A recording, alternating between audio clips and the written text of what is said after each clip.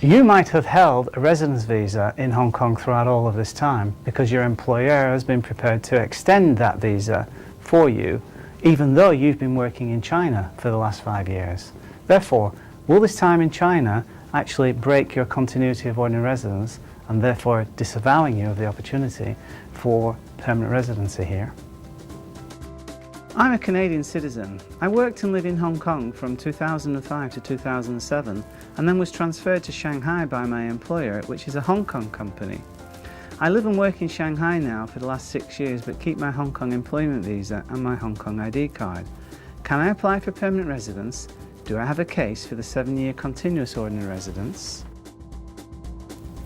The test for approval for the right of abode is that you need to have been continuously and ordinarily resident in Hong Kong for a period of not less than 7 years, and that any absences from Hong Kong in that time have been of a merely temporary nature, as evidenced by what you leave behind to return back to at the end of each temporary stay abroad.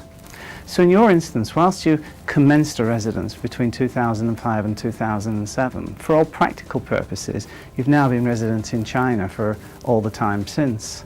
And in that regard, even though you've been working for a Hong Kong employer and your Hong Kong employer has made available to you ongoing employment visa status throughout all of this time, it's clear that you have been effectively settled in Shanghai for all of that time, and that any time that you would claim to be ordinarily resident in Hong Kong is probably going to be difficult to establish, because at the point of making your application, you have to show to the Immigration Department certain kind of documentation that will clearly lay out where in fact you have been living. And because, as I say, you've been living in Shanghai for all the requisite period of time, for the purposes of this application, you will not be able to establish ordinary residence in Hong Kong, notwithstanding the fact that you have maintained a suitable residence visa here throughout all of that time.